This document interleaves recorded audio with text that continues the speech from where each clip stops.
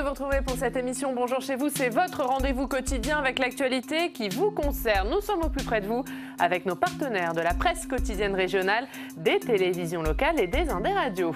Nous sommes donc ensemble pendant 1h30 et au menu du jour, comment les collectivités territoriales peuvent-elles développer les territoires ruraux?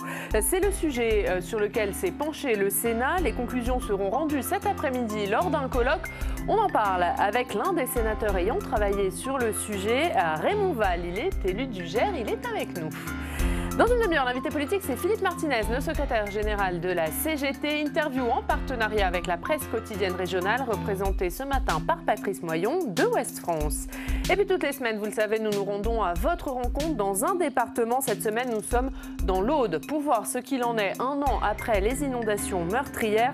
Aujourd'hui, direction Carcassonne. Nous verrons s'il est possible de mieux anticiper ces catastrophes. Et puis dans le Club des Territoires, notre bande de journalistes qui débattent de l'actu, nous reviendrons notamment sur les annonces d'Édouard Philippe. C'était hier, annonce sur l'immigration. Et au lendemain de ces annonces, on apprend qu'une importante opération d'évacuation est en cours dans le nord-est de Paris, porte de la Chapelle, évacuation de camps de migrants.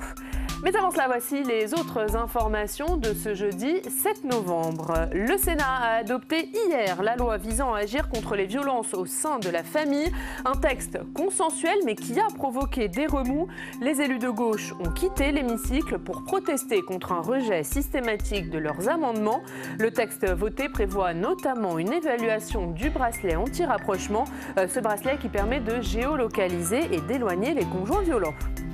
Si vous voulez devenir actionnaire de la Française des Jeux, c'est possible à partir d'aujourd'hui et jusqu'au 19 novembre.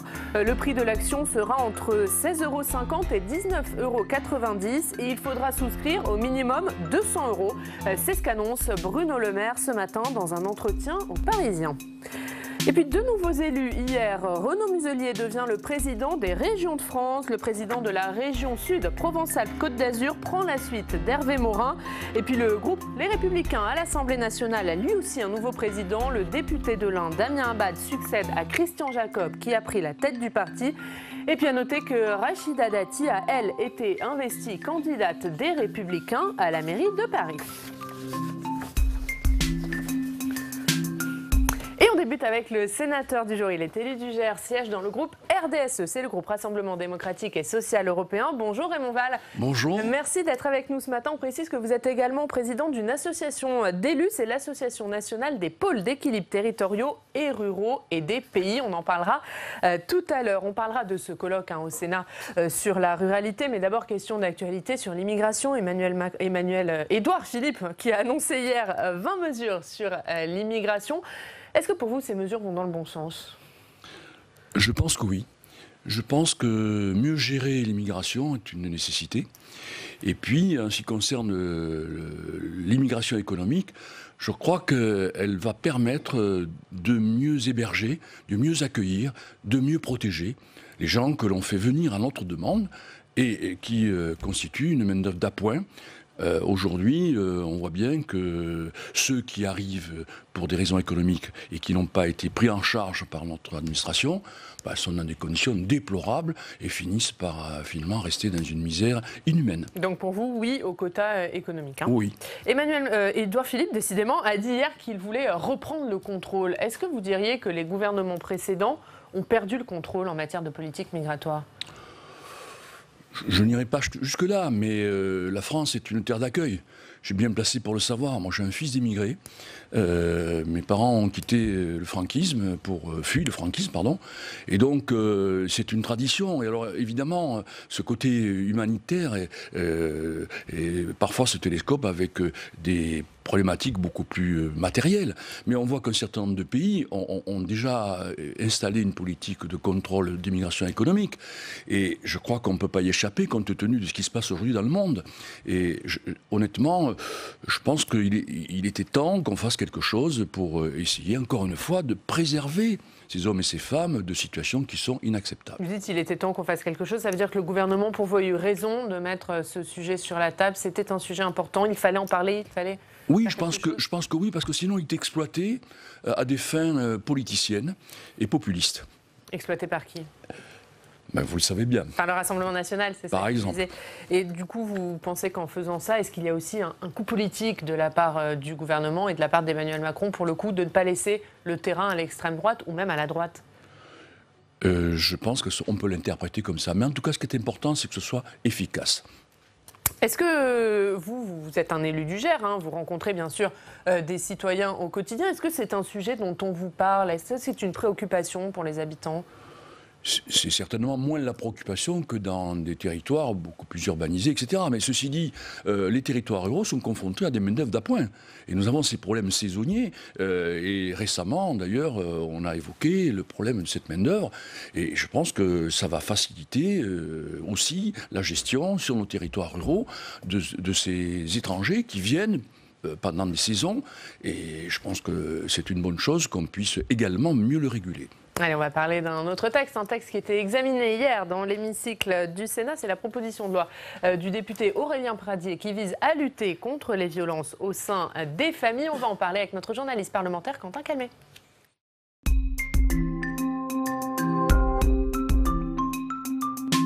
Bonjour Quentin. Bonjour Ariane, bonjour Raymond Val. Bonjour. Alors, texte a priori consensuel, hein. Le texte avait d'ailleurs été adopté à la quasi-unanimité à l'Assemblée nationale, mais au Sénat, la séance ne s'est pas si bien passée que ça hier soir. Hein. Non, c'était une nuit agitée au Palais du Luxembourg hier soir et cette nuit. Et pourtant, oui, tout avait bien commencé avec un symbole fort même, hein, le président Gérard Larcher, le président du Sénat, qui siégeait à son poste dans l'hémicycle pour l'examen de cette proposition de loi, vous le disiez, venue du député LR Aurélien Pradié. Selon Annick Billon, il y avait même à ce moment-là une accélération dans la prise de conscience qu'il faut agir contre les violences faites aux femmes, et notamment avec ce texte, hein, on le rappelle, 2 mesures phares dans cette proposition de loi. D'abord, cette généralisation du bracelet anti-rapprochement qui permet de géolocaliser en temps réel l'auteur de violences, et la victime peut ainsi déclencher une alerte si l'auteur se rapproche. Et également, ça permet de renforcer aussi la mise en place des ordonnances de protection des femmes victimes de leur conjoint ou de leur ex-conjoint. Toutes ces mesures, elles ont bien été adoptées hier au Sénat, mais dans une ambiance délétère. Et oui, puisque la gauche a décidé de quitter l'hémicycle pour protester contre les conditions d'examen de ce texte. Exactement. Selon les sénateurs socialistes et communistes, eh bien, ils se sont sentis pris en étau entre le gouvernement qui attend la fin du Grenelle de Marlène Schiappa avec des annonces prévues pour le 25 novembre et la droite, très frileuse sur beaucoup des avancées proposées sur les bancs de la gauche. Pourtant, les sénateurs socialistes et communistes, ils voulaient débattre sur le fond de beaucoup de mesures, notamment sur la suspension de l'autorité parentale en cas de violence conjugale. Et sur les bancs de la droite, très peu de sénateurs mobilisés, beaucoup de scrutins publics qui ralentissent les débats. Écoutez les protestations de Marie-Pierre de la Gontrie, sénatrice socialiste de Paris. Cet article 2, qui a beaucoup d'imperfections, vous le savez, Madame la garde des Sceaux, puisqu'il y a même des imperfections techniques que vous allez devoir surmonter, je ne sais pas comment d'ailleurs. Cet article 2, nous nous abstiendrons, nous n'y ferons pas obstacle. Mais ensuite, nous allons vous laisser travailler entre vous. Monsieur Buffet n'aura plus besoin de demander des scrutins publics. Vous pourrez ensuite voter les amendements qui vous conviennent. Nous n'aurons pas besoin de développer les arguments que nous tentons de développer devant vous. Et ainsi, vous assumerez la responsabilité de ce travail parlementaire bâclé qui avait pourtant si bien commencé à l'Assemblée. Voilà, on voit l'ambiance hier à la fin de l'examen de cette proposition de loi. Il était minuit et demi, les sénateurs ont quitté l'hémicycle. Ensuite, ça allait très vite, il ne restait plus que les sénateurs de la majorité de la droite et du centre. Et Annick Billon, la présidente de la délégation aux droits des femmes, elle a regretté une fin de séance, je cite, relativement triste, alors qu'elle avait démarré dans une espèce d'élan et de grande cohésion, a dit la sénatrice. Un rendez-vous manqué sur un sujet qui avait pourtant fait consensus à l'Assemblée nationale. Merci beaucoup, Quentin, pour le résumé de cette séance. On vous retrouve tout à l'heure. Raymond Val, c'est vrai que c'est un texte consensuel. On ne s'attendait pas à ce que son examen se déroule de telle façon. Est-ce que les sénateurs socialistes, pour vous, ont eu raison de quitter l'hémicycle pour protester contre les conditions d'examen ? Très sincèrement pas. On est toujours déçu quand on est sénateur ou parlementaire et qu'on a des amendements qui nous paraissent bien fondés, de ne pas les voir retenus. C'est bien évident. Mais ceci dit, moi ce qui me paraît important, c'est qu'on partage tous le même diagnostic, le même constat. Ce qui est insupportable, c'est le nombre de victimes, de femmes qui, tous les jours, au prix de leur vie. Et sur ce sujet-là, comme dans bien d'autres, il faut être pragmatique. Il y a des avancées. Pourquoi les refuser ?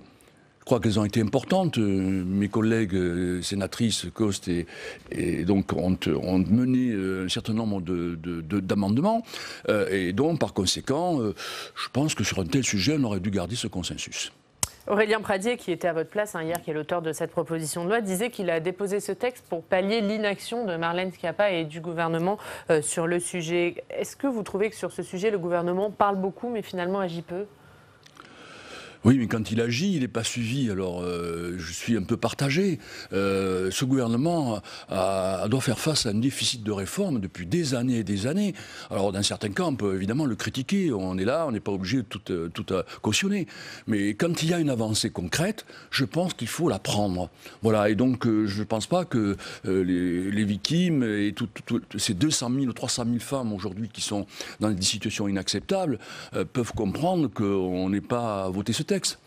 Alors, il a été voté, mais oui, dans des conditions un peu compliquées, mais ça donne une mauvaise image du Sénat, voilà, c'est un sujet sur lequel on aurait dû trouver un consensus.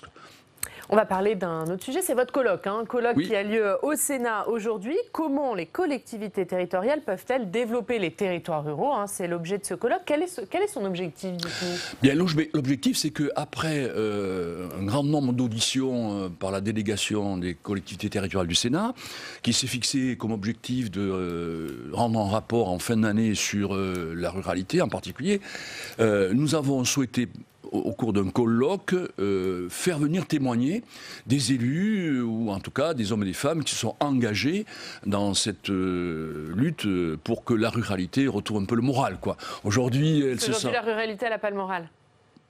Pas toujours. Et puis, je pense qu'elle finit par faire un complexe, quoi. Parce que finalement, quand on parle de la ruralité, c'est un peu péjoratif. Bon, ce sont des gens qui sont isolés, qui sont toujours...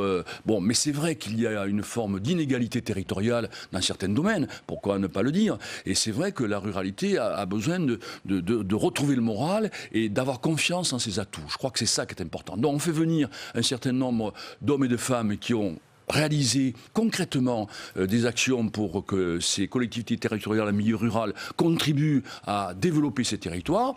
Et c'est vrai que ces derniers témoignages vont nous permettre de boucler ce rapport qui est prévu en fin d'année. Alors justement, vous travaillez depuis plusieurs semaines sur la manière dont les collectivités peuvent être un levier de développement des territoires ruraux. Est-ce que vous pouvez nous expliquer ? Vous allez présenter des premières propositions, je crois, cet après-midi, en tout cas des premières pistes. Quelles sont vos premières pistes ? Les premières pistes, elles le sont aujourd'hui, de dire que la ruralité est souvent un peu éparpillée. Il faut réunir des territoires suffisamment conséquents et qu'ils se dotent d'un projet de territoire.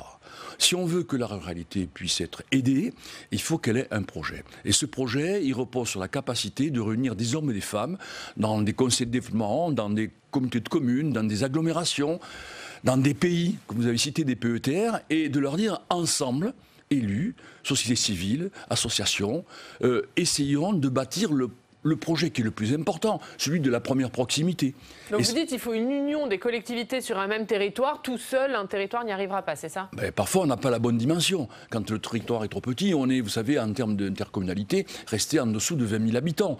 Bon, 20 000 habitants, ça peut être pour certaines thématiques insuffisant. Puis ça crée une frontière qui n'est pas nécessaire, qui n'est pas acceptable dans certaines thématiques. Donc aujourd'hui, ce que nous revendiquons, et d'ailleurs, une première forme de victoire, c'est que la nouvelle agence pour la cohésion des territoires intègre deux éléments essentiels, simples. D'abord, ne plus décider à Paris pour les territoires éloignés de Paris et de la province. Et deuxièmement, les encourager à ouvrir la discussion avec les habitants d'un territoire à travers la démocratie participative. Ça, c'est le premier élément de la table ronde donc, de ce colloque.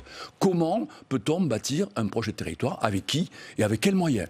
Le deuxième, c'est une fois qu'on a un projet de territoire, eh bien, on a un atout, une feuille de route qui nous permet de coopérer. Alors ça veut dire que là aussi, nous voulons démultiplier les coopérations avec ces fameuses métropoles, puisque c'est aujourd'hui cette métropolisation qui donne des effets négatifs pour la ruralité, en tout cas perçue comme telle, alors qu'avec un dialogue de coopération, on voit bien que cette coopération est indispensable. Les métropoles, il faut qu'elles soient dynamiques. Il faut qu'elles soient dans cette compétition mondiale, donc compétitive. Mais pour autant, elles ont besoin des territoires qui sont autour. Nous les nourrissons. Nous avons des atouts qui leur permettent parfois d'avoir de l'énergie renouvelable dans nos territoires, de pouvoir bénéficier évidemment de l'aspect de la biodiversité que nous essayons de préserver. Donc on voit bien que le deuxième sujet, c'est comment on conclut des contrats qu'on appelle des contrats de réciprocité. Le troisième sujet, c'est évidemment, dans certains territoires, il faut que l'État accepte de pouvoir prendre ses responsabilités pour qu'il y ait un minimum de services publics. Et aujourd'hui, l'État ne prend pas ses responsabilités dans ces territoires? On continue à avoir le sentiment qu'on continue à supprimer des services publics. C'est le cas pour les perceptions. Alors ne parlons pas de la désertification médicale, qui est un problème grave. Mais vous dites quoi clairement? Que ces territoires ruraux, aujourd'hui, ils sont négligés par le gouvernement? Oublier, ce serait un peu moins sévère, oublier, mais qu'il faut des mesures spécifiques. On ne peut plus continuer à traiter les territoires ruraux avec les mêmes critères que les territoires urbains. La démographie, l'économie, le nombre d'entreprises, mais on ne peut pas comparer les territoires. Il faut absolument qu'une politique, en quelque sorte, ciblée sur ces territoires soit mise au point. C'est donc le troisième sujet de savoir donc comment l'État accepte de remettre un minimum de services publics. Et le quatrième sujet, c'est que le projet de territoire, la manière de coopérer et de définir un maillage de services publics, mais ça demande une étude. Et là, nous manquons d'engineering dans nos territoires. Il faut nous aider, soit parce qu'on mettra à disposition des hommes et des femmes compétents, soit parce qu'on donnera quelques bourses pour qu'on puisse avoir la capacité d'avoir les compétences pour élaborer ce projet. Puisque vous parlez du gouvernement, Jacqueline Gouraud sera présente cet après-midi. Oui, elle ouvre, bien sûr. Quel est le message que vous voulez lui faire passer? Qu'est-ce que vous attendez d'elle finalement cet après-midi? Je pense que très sincèrement, elle est bien au courant de ce qui se passe. Elle a été sénatrice pendant très longtemps et elle connaît bien la ruralité. Et donc, nous, ce que nous lui demandons, c'est que nous voulons des choses concrètes. Voilà. Nous allons établir ce rapport et dans ce rapport, il y aura une quarantaine de propositions. Bon, je ne vais pas les déflorer ici, mais ce que nous voulons, c'est que ce rapport soit suivi des faits concrets. Et que nous voulons qu'à l'occasion... Juste les grandes lignes, peut-être une proposition au moins? La principale? La remise à niveau des territoires en termes de services publics et des infrastructures. Pour vous, les services publics, c'est vraiment la priorité? C'est une des priorités, ainsi que les infrastructures, pour lutter contre l'enclavement de certains territoires. Emmanuel Macron voulait réduire les fractures territoriales, c'est ce qu'il disait. Est-ce que pour vous, il y parvient ou pas? Pas pour l'instant. Pas pour l'instant? Pas pour l'instant. Mais d'un autre côté, il faut aussi que le territoire se donne les moyens d'être entendu. Et c'est l'objet de ce colloque et de ce rapport du Sénat. Un an après les Gilets jaunes, ça fera quasiment un an jour pour jour. Aujourd'hui, est-ce que vous pensez que le gouvernement, que l'État, qu'Emmanuel Macron a tiré les leçons de cette crise des Gilets jaunes? Notamment pour les territoires, notamment pour les fractures, notamment pour ces Français qui se sentaient oubliés? Je pense qu'en tout cas, il a compris que c'était un problème qu'il ne fallait pas ne pas prendre au sérieux.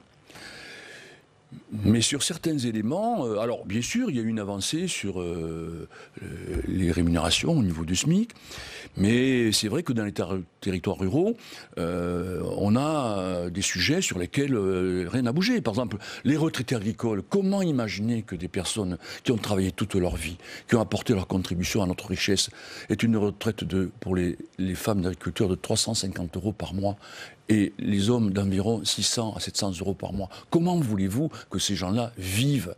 Donc, qu'est-ce qui se passe? C'est que ces générations qui ont beaucoup donné à notre pays, eh bien, ils ont des enfants et des petits-enfants qui sont obligés. Et tout ça fait qu'il y a donc un mécontentement par rapport à cet état qui est insupportable d'injustice, qui fait que les Gilets jaunes ont aussi rassemblé ce mécontentement. Et là-dessus, il n'y a pas eu d'avancée.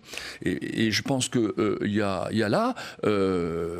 même si on peut noter qu'il y a une embellie sur le plan de la création d'emplois, et même si certaines mesures ont compris qu'il fallait aussi revaloriser les productions agricoles. On reparlera peut-être de la loi Egalim. On va en parler. Il y a un certain nombre d'initiatives qui sont prises, mais il y a toujours un décalage entre la décision, la loi et le terrain. Et c'est là qu'il y a encore des choses à faire. On va en parler, mais avant, comme tous les jours, Raymond Vall, dans cette émission, on se rend dans une rédaction locale. Aujourd'hui, direction Mulhouse. Retrouvez nos partenaires du groupe EBRA, les journaux régionaux de l'Est de la France. Et aujourd'hui, on va parler du journal des enfants avec vous, Caroline Gartner. Bonjour.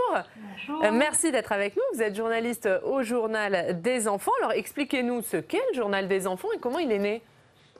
Alors le journal des enfants, c'est le plus vieux de tous les journaux qui existent en France pour expliquer l'actualité aux plus jeunes.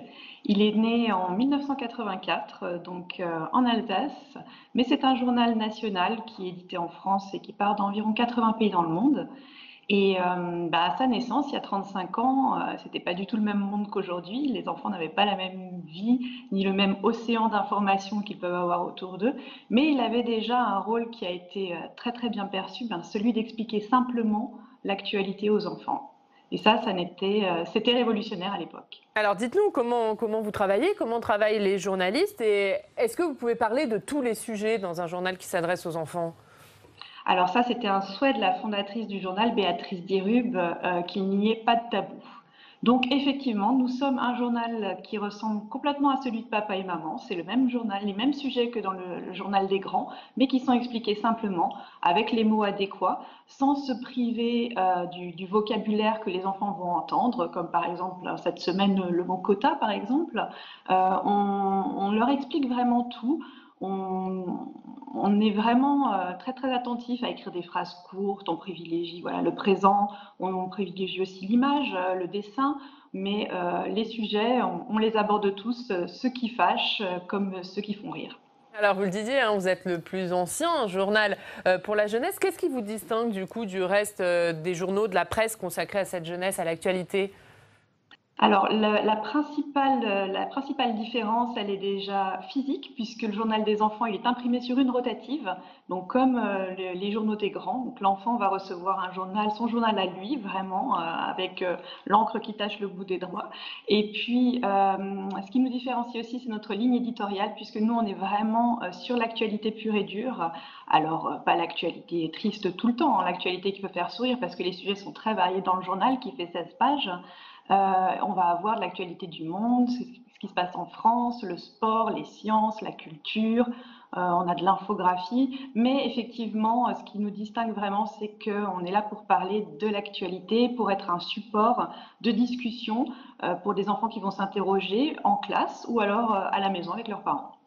Eh bien, merci beaucoup, Caroline Gartner, d'avoir été avec nous ce matin. Le journal des enfants, c'est à la une de l'Alsace ce matin. On va donc regarder cette une et on va vous remercier, Caroline Gartner, d'avoir été avec nous depuis Mulhouse.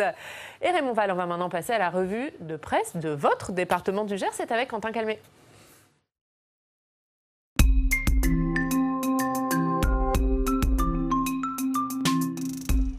Et Quentin, on commence avec la dépêche et la ville de Florence, une première pierre porteuse d'espoir et de citoyenneté. Voilà la première pierre d'une école. Et on a lu cet article sur la dépêche.fr. On a été saisi par l'émotion qui se dégage dans cet article. Tout d'abord, on va mentionner le fait que vous êtes sur la photo, monsieur le sénateur, vous êtes juste ici. Et donc effectivement, on a senti une émotion particulière dans cet article. Regardez, on va faire une petite citation.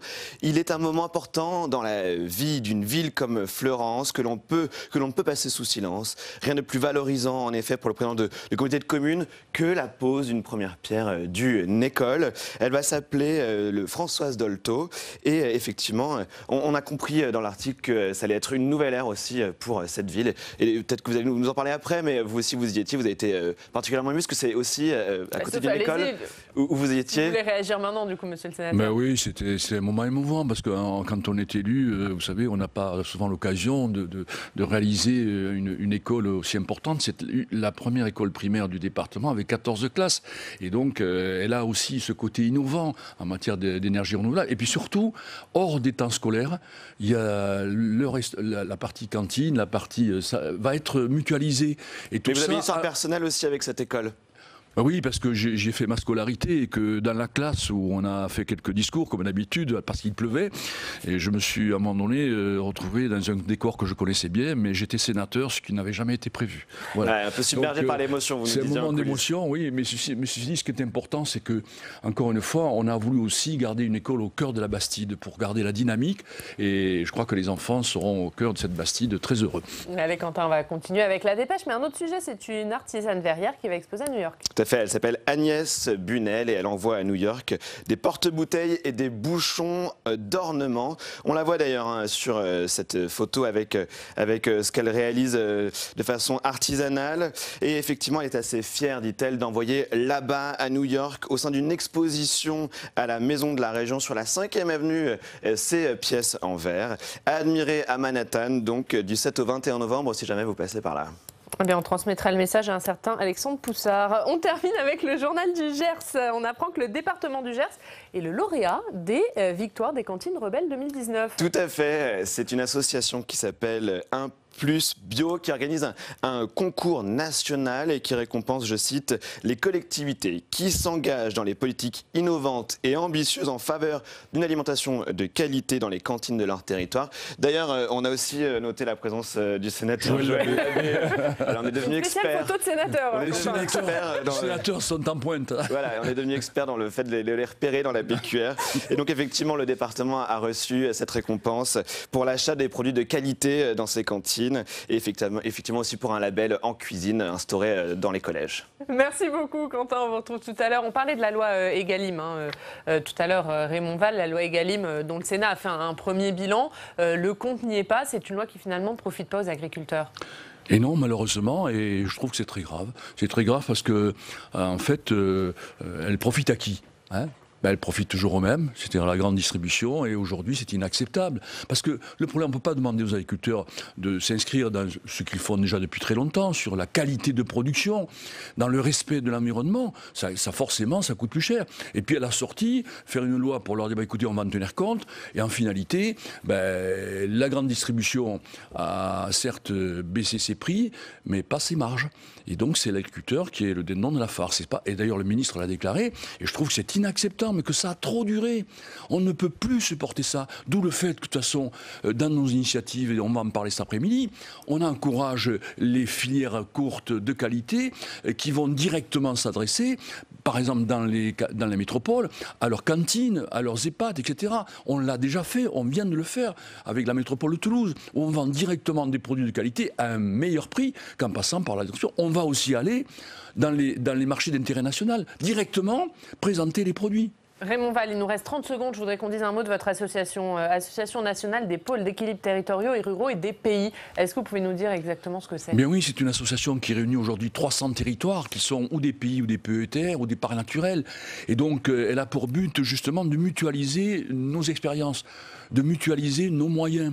Et 300 territoires, à raison de 80 000 habitants en moyenne par territoire, ça fait presque 20 millions d'habitants qui sont dans des territoires qui ont donc compris qu'en se réunissant, ils étaient plus forts. Et en partageant, en mutualisant leurs faibles moyens, ils sont plus efficaces. Eh bien, ce sera le mot de la fin. Merci beaucoup Raymond Vall. Et on suivra votre colloque cet après-midi au Sénat. Dans 2 minutes, l'invité politique, c'est Philippe Martinez, secrétaire général de la CGT. On parlera notamment de la réforme des retraites, de la réforme de l'assurance chômage, mais aussi des annonces d'Édouard Philippe hier sur l'immigration. Mais d'abord, un extrait des questions d'actualité au gouvernement. Elles ont lieu tous les mercredis au Sénat.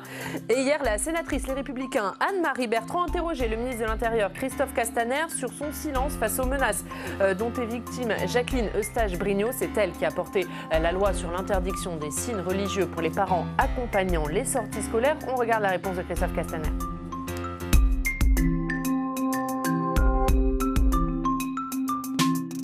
Depuis le vote par cette Assemblée d'une loi interdisant le port de signes religieux lors des sorties scolaires, nombreux sont les sénateurs qui, comme moi, ont reçu des mails menaçants allant jusqu'à espérer notre mort. Un texte démocratiquement voté par une Assemblée, des parlementaires traqués, menacés. Et, Monsieur le ministre, on ne vous a pas entendu. On ne vous a pas entendu dénoncer ce qui constitue une atteinte grave à l'exercice d'une démocratie sereine. Pourquoi ce silence ? Pourquoi ? Votre question ? Le ministre de l'Intérieur. À ce titre, quelles mesures comptez-vous prendre pour mettre fin à ces tentatives d'intimidation et devons-nous nous en inquiéter ? Je vous remercie. J'ai fait immédiatement la saisine de la plateforme Pharos parce que j'ai été saisi par votre collègue Jacqueline Eustache-Brinio. Et j'ai fait ce que je fais à chaque fois, un signalement au procureur et une expression politique la plus forte possible pour dénoncer ces actes d'intimidation totalement inacceptables. Sur la protection, j'ai donné des instructions précises à chaque préfet que pour que chaque parlementaire qui sollicite l'appui, le contrôle, l'assistance sur la mise en sécurité de sa permanence parlementaire, par exemple, puisse être accompagné. Et je le redis ici au Sénat. Et puis il y a les poursuites judiciaires. Et Madame la garde des Sceaux a signé ce matin même une circulaire à l'ensemble des procureurs pour que, sur ce sujet-là, comme sur toutes les menaces qui sont faites aux élus, parlementaires ou élus locaux, il y ait systématiquement une volonté de recherche de responsabilité et de sanctions pour qu'aucun de ces comportements totalement scandaleux ne puisse menacer la liberté d'expression et la liberté de vote de chacun de nos élus de la République.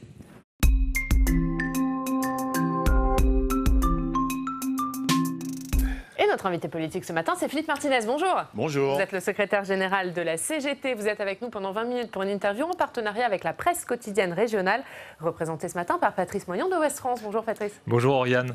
Et Philippe Martinez, on va commencer par ces annonces hier d'Édouard Philippe, 20 mesures sur l'immigration. Édouard Philippe qui a dit qu'il voulait reprendre le contrôle en matière d'immigration. Est-ce que pour vous, la France avait perdu le contrôle de sa politique migratoire ? La France a surtout perdu ses valeurs de fraternité, de solidarité, d'accueil des migrants, d'accueil de populations en difficulté qui fuient la guerre, qui fuient la misère. C'est ça qui est inquiétant et grave. C'est-à-dire que le gouvernement joue la carte de la peur de l'immigré. C'est un refrain, ou en tout cas une petite musique qu'on connaît depuis longtemps, et il chasse sur les terres. Est-ce que vous trouvez qu'il joue la peur de l'immigré hier ? Édouard Philippe a été plutôt rassurant sur le sujet dans son discours. Ah bon ? Il n'a pas attisé les peurs. Ah bon ? En quoi il a attisé les peurs ? Mais est-ce que l'immigration, c'est le problème majeur de la France aujourd'hui, et c'est le problème majeur des Français ? Tous les sondages montrent que ce sont les questions sociales, que ce sont les questions de pouvoir d'achat, d'emploi qui sont la préoccupation majeure. Est-ce qu'il ne faut pas s'en préoccuper parce que ce n'est pas la préoccupation majeure pour vous, c'est ça ? Mais pourquoi on ne répond pas aux préoccupations majeures ? Est-ce que le gouvernement n'a pas tendance à vouloir détourner l'attention, y compris en jouant à un jeu dangereux, parce qu'il est sur les pas du front, enfin du Rassemblement national. Le Premier ministre a déjà anticipé le deuxième tour de la future élection présidentielle. C'est absolument scandaleux. Donc pour vous, il joue le jeu du Rassemblement national. Si on veut traiter les questions d'immigration, la question qui est posée, c'est comment on régularise tous ces travailleurs qu'on dit sans papier et qui contribuent à la richesse de la France parce qu'ils payent des impôts, ils payent des cotisations sociales, sauf qu'ils n'ont pas de papier et ils peuvent être exploités par leur patron, évidemment bien encore plus que des travailleurs, j'allais dire, en situation régulière. Ce sont eux qui font l'objet de bas salaires. Justement, vous soutenez les mouvements de grève de sans-papiers. Bien sûr. Il y a un chiffre, je crois, qui circule. Il y aurait 10 000 sans-papiers qui auraient rejoint le syndicat. C'est excessif, mais il y a plusieurs centaines, plusieurs milliers, oui, parce que... Combien exactement ? Écoutez, je pense qu'on en est à 2500, 3000, rien que sur la région parisienne. Parce qu'évidemment, il y a besoin de beaucoup de précautions avec ces travailleurs qui sont, je vous le rappelle, menacés sans cesse par la police, de centres de rétention, etc. D'ailleurs, il y a eu des tentatives. Nous avons eu 12 piquets de grève ces dernières semaines en région parisienne. Tous ces travailleurs, je le souhaite, vont être régularisés, mais ça nécessite qu'ils se mobilisent, qu'ils fassent grève avec le soutien de la CGT. En tout cas, nous en sommes fiers. Nous en sommes fiers. Ces salariés sont des salariés comme les autres. Ils contribuent à la richesse de la France et donc ils doivent être traités comme les autres. La mise en place de quotas économiques en fonction des besoins de main-d'œuvre, pour vous, ça ne peut pas être une bonne chose pour les entreprises ? Il n'y a rien de bon là-dedans ? Je viens de vous parler de travailleurs qui travaillent dans la restauration notamment, mais pas que dans la restauration, dans le commerce, dans le BTP. Ils travaillent normalement. Est-ce qu'il y a besoin de quotas ? Qu'est-ce que ça veut dire des quotas ? Ça veut dire qu'on va aller chercher des gens dans leur pays, les utiliser pendant 3 mois, 4 mois, en les payant comment, puis après on va les virer. C'est très limite comme pratique, c'est très limite. Ça rappelle un peu le Moyen-Âge ou des périodes sombres de l'histoire du monde. Vous parlez même d'une logique de tri sélectif. Est-ce que le terme n'est pas un peu fort ? Non, pourquoi ? On va les chercher dans leur pays. Qui va décider des besoins ? comme des besoins de manque d'emploi. Comment on va les opposer à d'autres travailleurs? Parce que c'est ça qui va être posé. Et on va dire quoi? Vous voyez, eux, ils acceptent des plus bas salaires, ils acceptent ça s'appelle comment, ça? Si ce n'est du dumping social. Il faut accueillir. Premièrement, il faut les accueillir. Vous voyez ce qui se passe aujourd'hui, en ce moment même, dans le nord de Paris. Porte de la Chapelle, évacuation de campements de migrants. Exactement. Tous les ans ou tous les 6 mois, c'est la même chose. Comment on les accueille dignement? Est-ce qu'on les laisse crever? Parce qu'il n'y a pas d'autre terme, dans le froid, sous la pluie. Parce qu'en plus, vous allez sûrement me poser la question, en plus, on ne veut plus les soigner maintenant. Est-ce qu'il y a un être La mise en place du délai de carence, pour vous, c'est aussi une mauvaise chose, on imagine. Est-ce qu'il y a un être humain, un enfant, qui mérite qu'on lui dise « Ah ben non, toi, tu n'as pas le droit d'être soigné ». Mais on en est là. C'est grave, c'est très grave. Alors ça ne concerne pas forcément les enfants, mais pour vous, la mise en place de ce délai de carence, c'est une mauvaise chose. Mais qui peut dire à un être humain, toi, tu as le droit d'être soigné et pas toi? On va parler d'un autre sujet, Philippe Martinez, c'est cet appel qui a été publié dans Libération le week-end dernier pour dire stop à l'islamophobie. Vous avez signé cet appel. Est-ce que vous assumez cette signature? Bien sûr. Bien sûr, on est dans ce qu'on vient d'évoquer, c'est-à-dire ce climat malsain qui consiste à montrer du doigt des hommes et des femmes qui n'ont pas la même couleur de peau, qui ont une autre religion, qui ont un nom ou un prénom pas tout à fait français. On joue les oppositions pour masquer les responsabilités des problèmes de la majorité des citoyens, on joue les oppositions. Et donc, oui, mais nous assumons... Mais dans cet appel, il n'y a aucun mot qui vous gêne, aucune phrase qui vous gêne, vous assumez toutes les phrases. Par exemple, quand dans l'appel, il y a écrit « Les actes qui visent les musulmans s'intensifient, qu'il s'agisse de discrimination ou de lois liberticides ». C'est quoi les lois liberticides? C'est aussi ce qu'on vient d'évoquer. Il y a ce qui s'est passé à Bayonne, par exemple. Sur les lois liberticides, sur ce mot « loi liberticide », ça vous gêne pas? Est-ce qu'il y a des lois liberticides aujourd'hui qui concernent les musulmans en France? Mais il y a, par exemple, tout le débat autour du foulard. Est-ce qu'on essaye là aussi de stigmatiser? Il y a bien des projets de loi, ou en tout cas des projets de loi qui vont consister à dire qu'on n'a pas le droit de porter un foulard autour de la tête dans l'espace public. Donc pour vous, la loi sur le voile, c'est une loi liberticide? Bien sûr. La loi de 2004 est une loi liberticide. Il y a besoin de respecter la laïcité, mais au nom de la laïcité, on n'a pas le droit de montrer du doigt ou de stigmatiser telle ou telle religion. Or, c'est souvent ciblé, c'est toujours ciblé sur les mêmes. Donc nous assumons notre signature parce que nous sommes profondément antiracistes, et il ne faut pas tout mélanger. Or, le gouvernement, pour emboîter le pas du Rassemblement national, fait un amalgame dangereux. Qu'est-ce que vous défendez à travers cette manifestation? La liberté de conscience? Premièrement, la laïcité, mais aussi la liberté de culte, mais elle doit être encadrée. Nous sommes attachés Donc la loi de 2004 est liberticide, la loi de 1905, est-ce qu'elle est aussi nous pour vous sommes ou pas attachés à la laïcité, notamment dans les services publics, à l'école. Mais en même temps, c'est aussi un combat contre le racisme. Parce que on voit bien que la façon de traiter l'attaque contre une mosquée est différente que ce qui peut se passer dans d'autres endroits. Donc il y a besoin... tous les actes racistes sont condamnables, tous. Mais quand vous dites c'est différent, c'est-à-dire qu'un acte anti-musulman n'est pas traité de la même manière qu'un acte antisémite, par exemple? Tous les actes... Ou anti-chrétiens, d'ailleurs? Tous les actes racistes doivent être traités de la même façon. Et pour vous, ce n'est pas le cas aujourd'hui? Je trouve que ce n'est pas le cas aujourd'hui. Dans cette tribune, juste, vous m'avez pas répondu sur la loi de 1905. Est-ce que la loi de 1905, pour vous, c'est une loi liberticide? Il y a besoin qu'on rediscute de la laïcité, certainement, redéfinir. Nous réfléchissons sur la question avec des associations, mais il y a besoin d'y réfléchir, parce qu'il y a des choses qui ont évolué. Sur la loi de 1905, je pense qu'il y a des choses à redéfinir. Mais en tout cas, les règles, elles sont précises sur la laïcité. Dans cette tribune, évidemment, c'est une tribune qui s'appelle Stop à l'islamophobie. Donc vous dites, si on vous entend bien, qu'il y a de l'islamophobie en France. Pour vous, c'est quoi votre définition de l'islamophobie? C'est du racisme. C'est du racisme. C'est de considérer que ceux qui pratiquent cette religion seraient forcément louches. Bon, vous irez manifester, hein, on l'a bien compris dimanche. Est-ce que vous comprenez ceux qui n'y vont pas alors qu'ils ont signé l'appel, comme François Ruffin par exemple?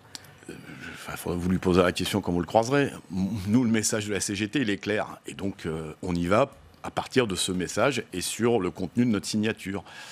Je pense qu'il y a besoin de se rassembler largement, retrouver ces valeurs que j'évoquais tout à l'heure sur les questions d'antiracisme. On a perdu du terrain sur ces questions-là. Allez, autre sujet, la réforme des retraites, Jean-Paul Delevoye. C'est bien d'en parler parce que c'est un sujet majeur. Eh bien, Jean-Paul Delevoye est en une du Parisien ce matin. Il dit, une longue interview où il dit notamment « Je ne transigerai pas sur l'objectif ». C'est un message de fermeté. Est-ce que vous faites à l'idée que le gouvernement ne reculera pas? Écoutez, selon les ministres, il y a des discours différents. J'ai entendu le Premier ministre hier. On prend notre temps, etc. etc. Cette réforme, elle est mauvaise. C'est un changement radical du système de retraite en France. Pourquoi est-ce qu'elle est mauvaise? Pourquoi?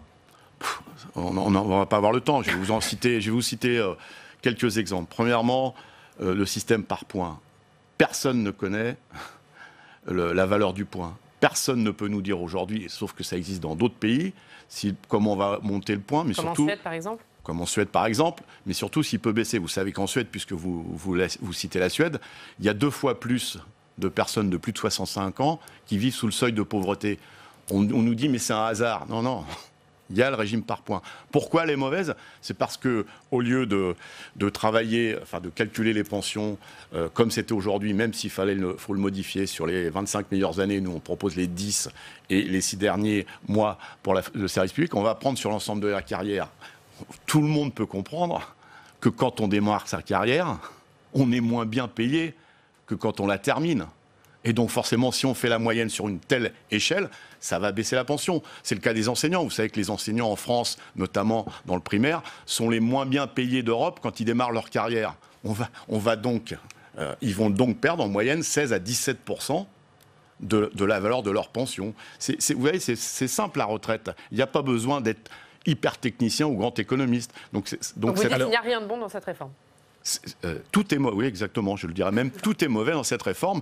On a le meilleur système de retraite au monde. Il faut l'améliorer. Oui, mais il est déficitaire. Ah, pratiquement pas. Pratiquement pas. Alors... Par contre, comment on anticipe? Comment on prend en compte cette génération qui fait des études plus longtemps que celle de 1945? Eh ben, un système solidaire, c'est un système qui dit aux enfants... faites des études supérieures, mais vous ne serez pas condamné à travailler jusqu'à 70 ans. Donc, il faut que ces années d'études soient validées pour la retraite et cotisées par un régime solidaire. Comment on prend en compte tous ces travailleurs qui sont, qu'on appelle travailleurs du numérique, qui, en fait, ont un patron inconnu, c'est-à-dire ils ont un téléphone portable avec une application et ils travaillent en fonction de l'application. Alors... Mais il y a bien quelqu'un derrière cette application. Et en général, ce ne sont pas des petites entreprises. Vous savez, c'est ceux qui ne payent pas leurs impôts, ceux qui cachent leur argent dans les paradis fiscaux. Eh bien, il faut que ces entreprises du numérique payent des cotisations sociales. Justement, est-ce qu'il ne faudrait pas que les régimes spéciaux, qui bénéficient quand même d'un certain nombre d'avantages dérogatoires au droit commun, quels avantages fassent quels avantages? Partir plus tôt, par exemple. Mais quand un travail est pénible, il faut partir plus tôt. Et donc, oui, mais est-ce que ce n'est pas cette pénibilité qu'il faudrait remettre à plat, y compris pour certains qui n'en bénéficient pas aujourd'hui? Moi, je prends toujours l'exemple du Premier ministre. Vous savez, il compare le chauffeur de bus du Havre au chauffeur de bus de la RATP. Il dit c'est pas normal que le chauffeur du Havre n'ait pas le même régime que le chauffeur de bus de la RATP. Il a raison. Il faut que le chauffeur de bus du Havre il parte plus tôt, parce qu'il n'y a pas une différence de pénibilité selon les métiers.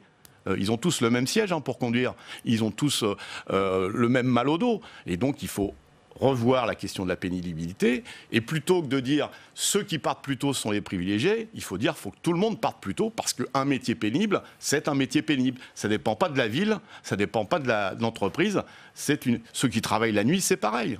Alors, Jean-Paul Delevoye, il vous répond ce matin dans le Parisien sur cette question des régimes spéciaux. C'est pas la première fois, d'ailleurs. Vous avez dû le lire. Il dit il faut dire à ceux qui bénéficient de ces régimes spéciaux que nous devons aller vers un régime universel si on veut éviter que la société ne se déchire. Mais c'est eux qui organisent. On en parlait tout à l'heure. C'est eux qui... Ils opposent toujours ceux qui n'ont pas grand-chose à ceux qui n'ont rien. Pourquoi on ne va pas s'occuper un peu, je parlais des plateformes numériques, de ces 40 plus grandes entreprises qui ne payent plus de cotisations sociales suite aux réformes successives des retraites. Vous savez, M. Delevoye en a fait une, lui. Il n'a pas amélioré le régime.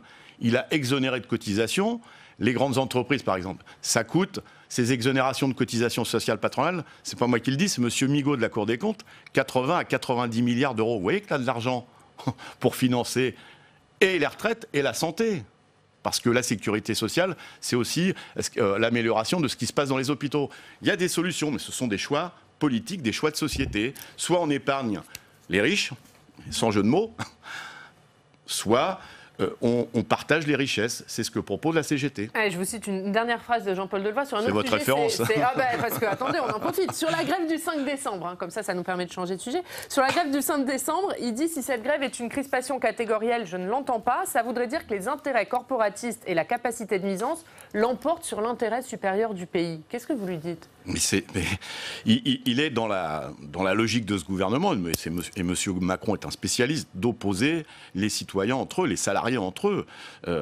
On veut faire croire que cette réforme, elle ne concerne que les régimes dits spéciaux. Elle ne concernerait que les cheminots. Elle concerne tout le monde, y compris les retraités actuels, parce que le point, je vous l'ai dit, il peut évoluer. Et je vous ai cité la Suède. Donc, on essaye d'opposer. Cette réforme, elle concerne tout le monde. Tout le monde. Je pense par exemple aux femmes, dont on dit « Ah, mais on va améliorer leur pension grâce à nous ». Mais vous savez, il y a une solution pour améliorer la pension des femmes. Il n'y a pas besoin de changer le système de retraite. Il faut les payer comme les hommes. Or, vous le savez, depuis hier, eh bien, les femmes travaillent gratuitement. Donc, il faut changer la réalité du quotidien. Pas le système de retraite pour améliorer les pensions des femmes. Il y a une avancée tout de même. Emmanuel Macron, parle de la clause du grand-père qui permettrait effectivement aux salariés de la SNCF aujourd'hui de ne pas être concernés par cette retraite. C'est pas que de la SNCF. Alors, en tout cas, tous les salariés d'aujourd'hui. Alors ça, c'est plutôt une avancée ? Oui, M. Macron, il dit, bon, allez, vous êtes peinards, mais on sacrifie la génération qui va arriver. Ça veut dire quoi, ça ? Ça veut dire que nous, on va se dire, nous, on est peinards, on va partir le moins mal possible. Mais alors, nos mômes, à qui on a dit, faut faire des études, que monsieur Macron dit, il faut faire des études pour y arriver, pour être les premiers de cordée, eh ben, ils vont travailler jusqu'à 70 ans, 75 ans. C'est ça qu'on promet à notre jeunesse. C'est pas un système solidaire, ça. C'est pas un système solidaire. Pour revenir à cette grève du 5 décembre, qu'est-ce que vous en attendez de cette grève ? Vous espérez qu'elle va aller jusqu'où ? Premièrement, il faut qu'il y ait du monde le 5. Donc, je le répète, cette grève, elle concerne tous les salariés, publics, privés. Évidemment, il y a la question des retraites, mais je pense que les salariés de l'hôpital qui vont se mobiliser le 14 novembre, ils ont aussi tout intérêt à être là le 5 décembre. Je pense. Donc vous espérez la convergence des luttes, c'est ça que vous attendez depuis un an, que cette colère sociale, elle s'exprime à l'occasion du 5 décembre, à partir, évidemment, avec un tronc commun, les retraites, mais en faisant émerger toutes ces revendications. Et je pense aux pompiers, par exemple, je pense à l'éducation, je pense aux salariés du privé, ceux de General Electric. Enfin, on peut les citer. Cette colère sociale, elle existe, elle doit s'exprimer le 5 décembre. Donc, parce que les retraites, c'est pas que pour les... C'est avec pas les des gilets jaunes qui appellent à rejoindre le mouvement. Très bien. Vous avez des échanges avec certains aujourd'hui ? On a des échanges dans les départements, dans les régions, parce que c'est au plus près des préoccupations qu'on les voit. Les ronds-points, il y en a à la porte de Montreuil, en face du siège de la CGT, mais il y en a partout en France, et c'est là que ça se passe. Et donc c'est très bien que, à force de discuter, on voit que les revendications sont les mêmes. Quand on parle d'augmentation de salaire, quand on parle de justice fiscale, on voit bien qu'on se retrouve et il y a des échanges très fructueux dans les territoires. Il y a des... Alors, vous discutez avec les Gilets jaunes, en revanche, vous ne discutez pas avec le gouvernement. Hein. La CGT ne participe pas, vous ne participez pas aux négociations actuellement. Il ne faut pas toujours croire ce que dit le Premier ministre. Vous y êtes ? Mais j'y étais. Vous participez aux négociations avec le gouvernement ? Attendez, j'y étais il y a 10 jours. Il ne le dit pas dans le Parisien, monsieur Delevoye ? Ça, il ne le dit pas. Alors, en revanche, qu'est-ce que c'est que Jean-Baptiste Djebbari, il attaque vivement Laurent Brun, le leader de la cheminot. Il dit que c'est un conservateur qui ne veut que rien change à la SNCF, qu'il est dans une posture politique. Plus on parle de dialogue social, plus on stigmatise les syndicats et surtout la CGT. Vous savez que la semaine dernière, le secrétaire général de l'Union départementale du département de la Seine-Saint-Denis a été mis en garde à vue pendant 7 heures parce qu'il faisait une manifestation à Bobigny et ça dérangeait les 5 ou 6 ministres qui étaient présents. Vous voyez, 7 heures de garde à vue pour un dirigeant national de la CGT. Monsieur Djebbari, que j'ai croisé il y a peu sur une antenne, il devrait apprendre le droit social. Qu'est-ce qu'ont dit les cheminots? Ils ont dit, Monsieur Djebbari, ça fait 6 mois que vous êtes secrétaire d'État au transport, pas un coup de fil. Alors un peu moins, il est là depuis début septembre. Alors bon, excusez-moi, 3 mois, ça ne l'excuse pas quand même. Depuis 3 mois, pas un coup de fil. Il s'est passé ce que vous savez dans les Ardennes, pas un coup de fil. Et maintenant, vous nous demandez de venir vous voir pour les retraites. Qu'ont dit les cheminots? Ils ont dit, les retraites, Monsieur Delevoye va voir la CGT et Martinez, mais nous on veut bien vous voir sur les questions de sécurité, sur les questions d'emploi. Vous ne croyez pas que c'est un sujet important, ça? Eh bien justement, on lui a posé la question à Jean-Baptiste Djebbari sur le fait que vous disiez qu'il ne venait pas à la rencontre des cheminots. Regardez ce qu'il a répondu. C'est évidemment faux, mais c'est vrai qu'on se fait des renvois de balles avec M. Martinez, mais moi ce que je peux vous dire, c'est que dans le cadre de la réforme des retraites, nous recevons l'ensemble des syndicats, et d'abord en format multilatéral avec tous les syndicats, et ensuite en format bilatéral, et que pour la réforme des retraites, depuis que nous menons ces bilatérales, tant et notamment à la SNCF, la CGT de la SNCF n'est pas venue à ces réunions bilatérales s'agissant de la réforme des retraites. C'est un fait, je garde mes créneaux ouverts, je les invite à venir, mais ils ne viennent pas. En revanche, M. Martinez a raison de dire que la CGT a participé aux concertations de M. Delevoye depuis 18 mois. Et par ailleurs, l'année dernière, quand j'ai été rapporteur de la loi ferroviaire, nous avions eu l'occasion, pendant les auditions, de discuter avec la CGT. Mais pour mettre les faits au clair sur les réunions bilatérales s'agissant de la réforme des retraites, la CGT ne vient pas et je le regrette. Voilà, c'est pas moi qui le dis, c'est Jean-Baptiste Djebbari. Mais c'est exactement ce que je viens de vous dire. Donc, Monsieur Martinez, la CGT, depuis 18 mois, là, il y a 10 jours, j'étais dans le bureau de Monsieur Delevoye, donc on discute, mais pas sur ce qu'ils ont envie. Par exemple, on a parlé avec Monsieur Delevoye des exonérations de cotisations sociales patronales. J'ai dit, voilà de l'argent qui pourrait servir, parce qu'il ne sert pas à l'emploi et qui pourrait servir à la protection sociale. Ce que je répète, c'est que les cheminots, la CGT cheminots, a dit à M. Djebbari, dans la période, la retraite, c'est la Confédération qui discute, mais nous, la sécurité, on veut bien discuter. Quand est-ce qu'on tire les leçons de ce qui s'est passé dans les Ardennes avec cet accident de train que le gouvernement a tendance à banaliser et qui aurait pu être dramatique? Allez, il nous reste juste une question sur un autre sujet. L'actualité, c'est aussi l'assurance chômage avec des conditions qui se durcissent depuis le 1er novembre. Laurent Berger a parlé d'une tuerie. Solidarité Nouvelle face au chômage parle de la création de trappes de pauvreté. Vous les suivez sur ce... On ne les suit pas. Vous partagez l'analyse. Mais on l'a dit, mais on l'a dit au moment de l'assurance de la négociation. Et qu'a dit le gouvernement ? Il a dit, vous voyez, les partenaires sociaux, comme ils disent, n'arrivent pas à se mettre d'accord. On nous demandait d'économiser 4 milliards sur le dos des chômeurs. Vous voyez les conséquences? Vous voyez les conséquences aujourd'hui? Qui va être fragilisé par cette réforme? Mais tous les chômeurs. Parce que mécaniquement, il va falloir... vous savez que les conditions d'indemnisation sont vraiment très très dures. Et puis tous les nouveaux entrants, il va y avoir là aussi du tri sélectif. Et je pèse mes mots. C'est-à-dire qu'on va... aggravé. Il y a 400 000 pauvres de plus que l'année dernière dans notre pays. 400 000 pauvres de plus. Vous voyez les mesures gouvernementales, et ben la réforme de l'assurance chômage, elle va exclure encore des jeunes, notamment des jeunes, de la société. Mais Muriel Pénicaud dit aussi que c'est 300 à 400 000 emplois non pourvus l'an dernier et qu'il y a du travail aujourd'hui en France. Mais je vois que vous avez beaucoup de références gouvernementales.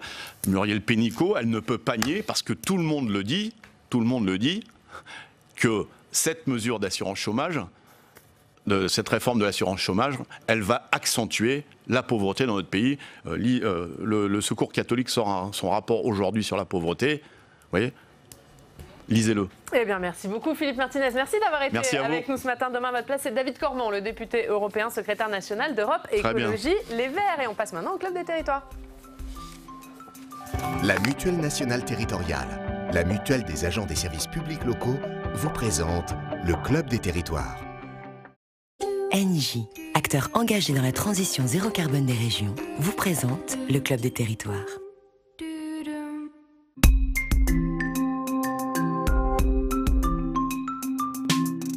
La presse quotidienne régionale et les télévisions locales vous présentent le Club des Territoires. Le Club des Territoires en partenariat avec la presse quotidienne régionale, les télévisions locales et les Indés Radio. Aujourd'hui, nous parlerons notamment des annonces d'Édouard Philippe sur l'immigration. C'était hier, 20 mesures, on en débattra. Mais avant cela, c'est l'heure de notre reportage en région. Allez à votre rencontre parce que l'actualité, ça se passe chez vous. Toute la semaine, nous sommes dans l'Aude, un an après les inondations meurtrières. Et pour ce dernier épisode, nous nous penchons sur l'anticipation des risques. Ces phénomènes climatiques violents sont en effet amenés à se multiplier et beaucoup d'acteurs réclament de meilleures prévisions de la part de Météo France, notamment pour localiser davantage ces phénomènes. Regardez ce reportage à Carcassonne puis à Toulouse de Marion Vigreux et Adrien Develay.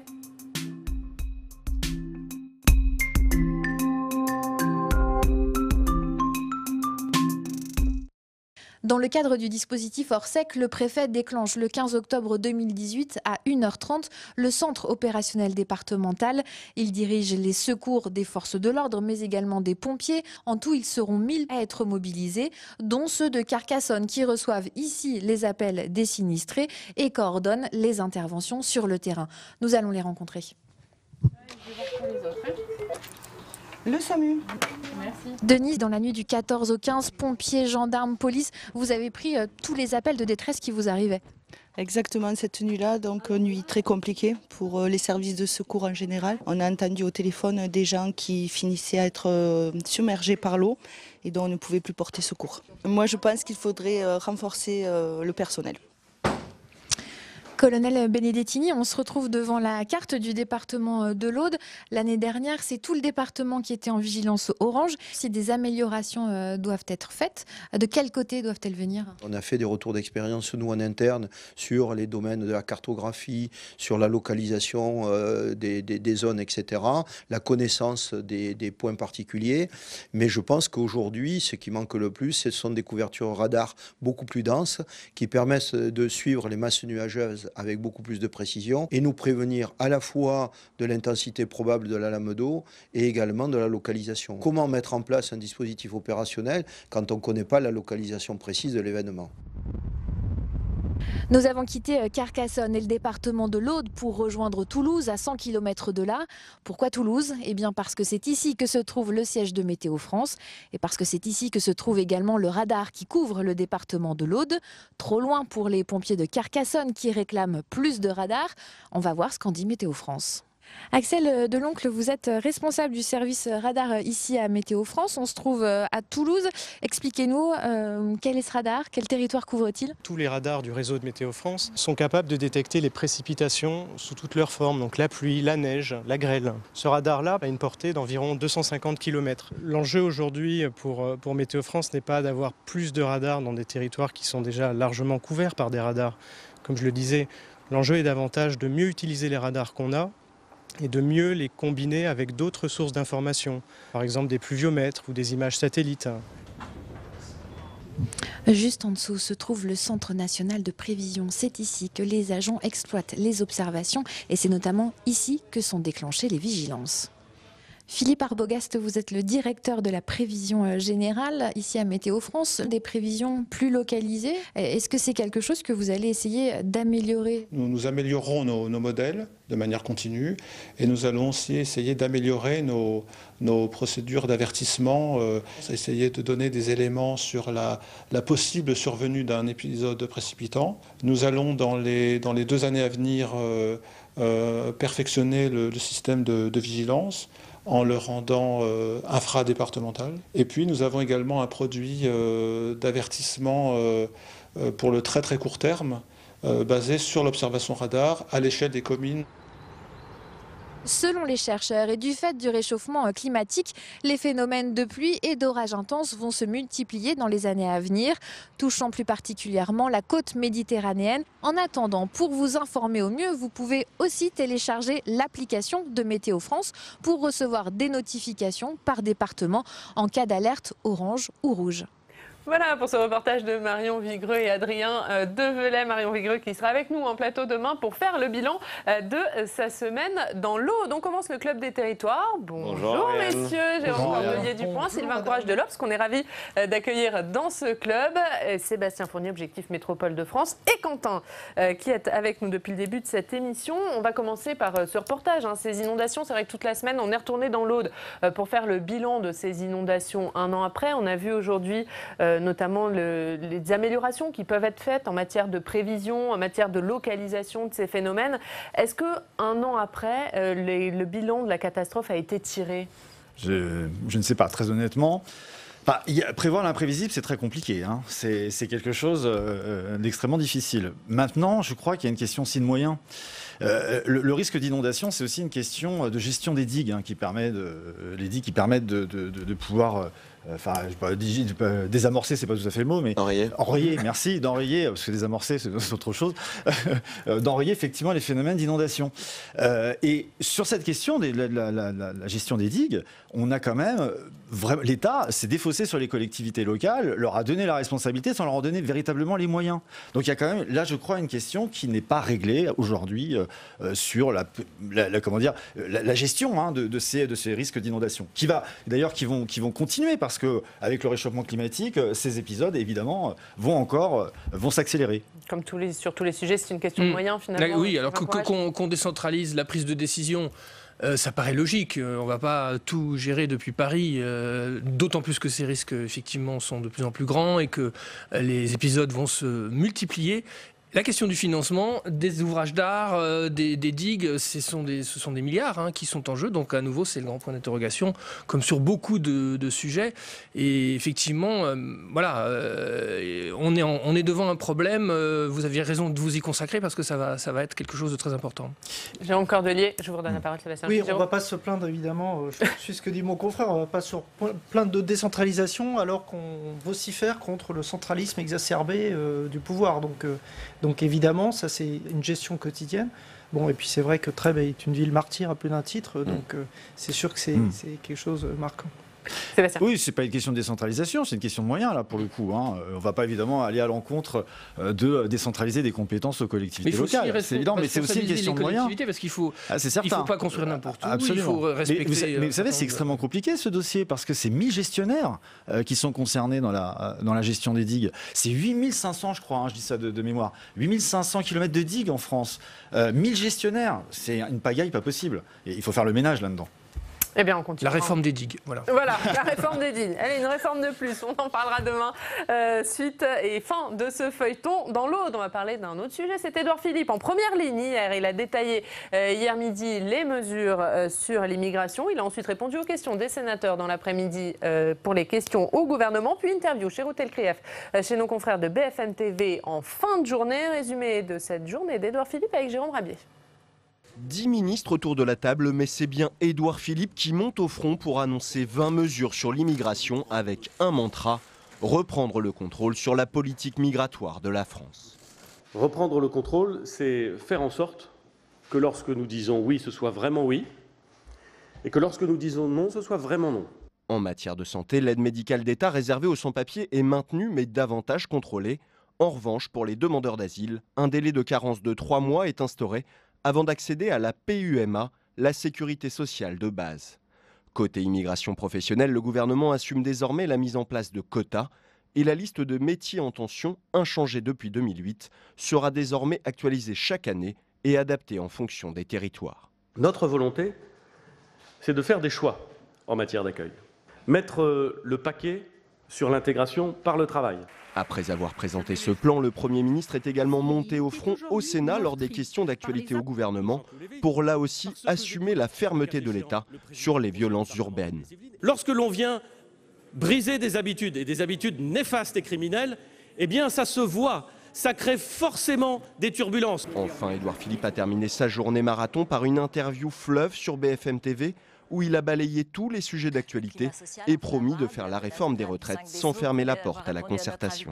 Je pense qu'il faut construire un nouveau système de retraite, mais qu'il n'y a pas urgence. Après la fin du quinquennat ou avant la fin du quinquennat ? Justement parce qu'il n'y a pas d'urgence qu'il faut construire ce nouveau système de retraite. Parce que quand il y aura urgence, ce sera trop tard. En première ligne sur tous ces sujets, le Premier ministre attend désormais que les élus de la majorité prennent le relais, alors que le climat social de la fin d'année s'annonce tendu.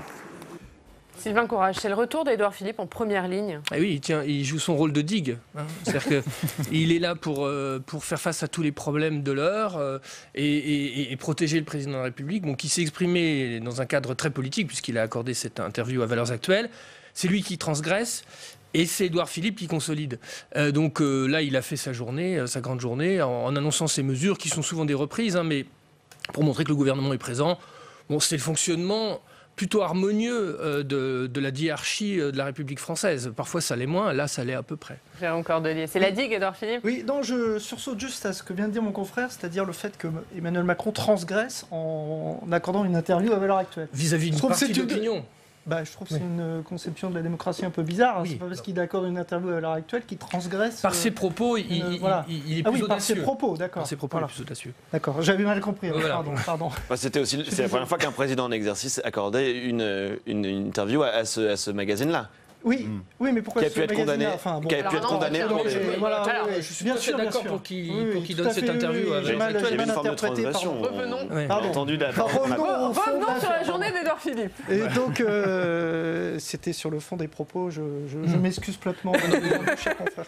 Et c'est vrai que on voit, Philippe fait le service minimum un peu sur tous les sujets, sur l'immigration.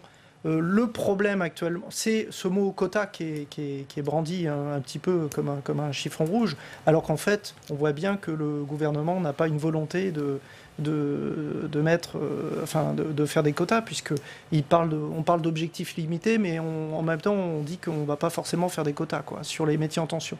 Donc voilà, ça c'est... Alors, Édouard Philippe, il a dit hier qu'il assumait ce terme de quota, que ça lui posait pas de problème. Oui, mais justement, on a fait un très bon papier, Marc Vigneault, sur lepoint.fr, a fait un très bon papier là-dessus pour dire que c'était le mot quota, on le brandissait, mais en fait... c'est un mot, mais que la réalité ne sera pas derrière, la réalité, il ne s'agit pas de mettre... On prévoit des objectifs chiffrés, mais on dit qu'ils ne seront pas limités. Donc, une espèce de sémantique encore un peu bizarroïde qui permet de... Voilà. Et puis ça concerne quand même qu'une petite partie de l'immigration, puisque c'est l'immigration professionnelle. C'est quoi? C'est 30 000 à peu près?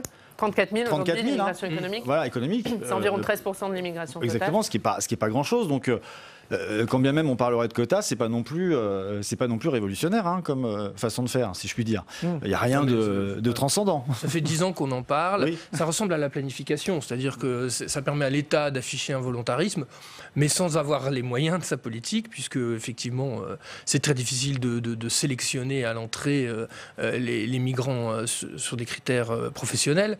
Et en plus, on s'en préoccupe pas vraiment. Donc c'est vraiment quand même un effet d'annonce, on peut le dire, je pense. Juste les quotas ou alors l'ensemble de Non, ces mesures cette partie-là, non, parce qu'il y a des mesures administratives des mesures administratives qui vont quand même être plus sévère à l'égard des demandeurs d'asile. Enfin, il y a la question de l'accès aux soins. Il y a un certain nombre de critères aussi pour accorder l'asile. Ils ont resserré, ils ont durci la législation française. Donc ça va être mis en œuvre par l'administration. Et donc ça, ce sera efficace. Donc il y a une partie qui d'ailleurs fait râler beaucoup les associations d'aide aux migrants, là, qui est du dur.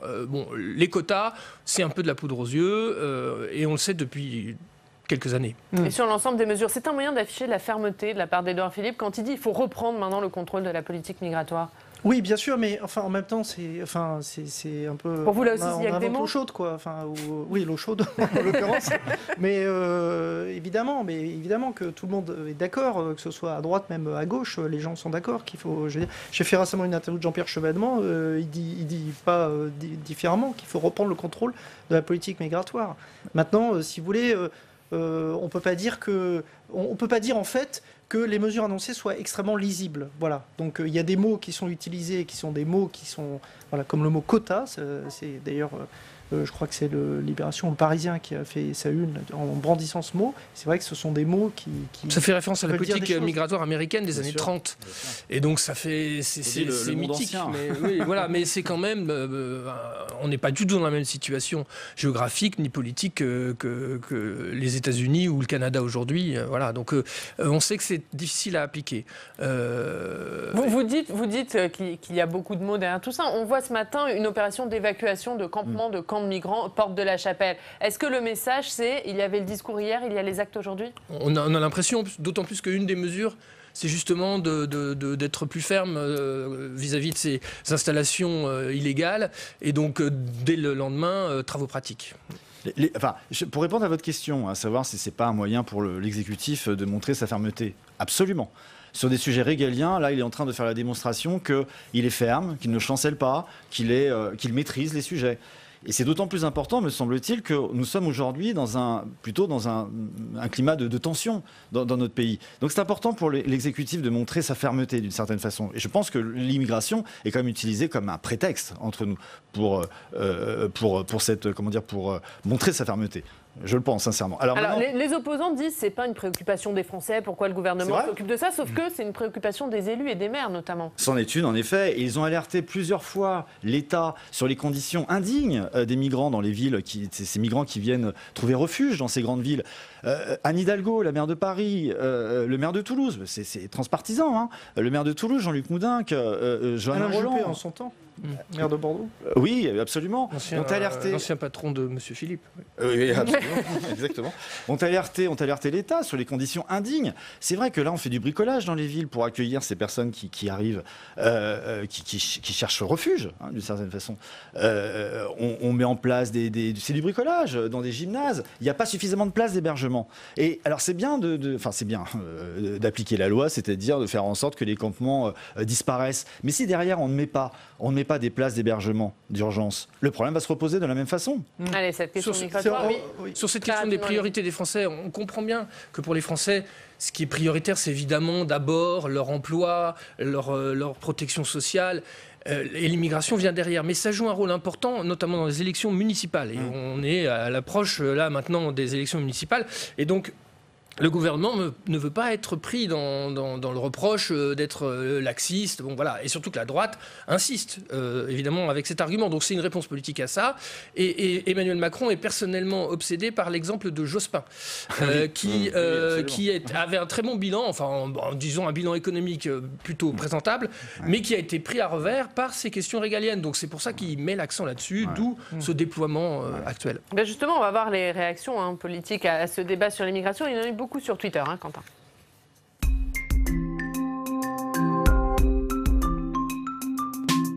Et Quentin, on commence avec les réactions à droite. Voilà, on aurait pu penser que de nouvelles annonces en matière d'immigration, même ces idées de quotas, cela plairait à droite, mais nous, les réactions qu'on a trouvées sur Twitter, eh bien, elles étaient plutôt désabusées, à l'image de celle de Roger Carucci, qui a écrit qu'il y avait effectivement des mesures déjà en application, d'autres déjà annoncées, des mesures symboliques, mais pas de nouvelles politiques migratoires. Et du en même temps, et ça, d'ailleurs, ça l'agace, parce que ça ne heurte personne, c'est loin des discours fermes de Macron, et on ne fait pas avancer, selon le sénateur, une majorité en marche qui ne veut pas bouger.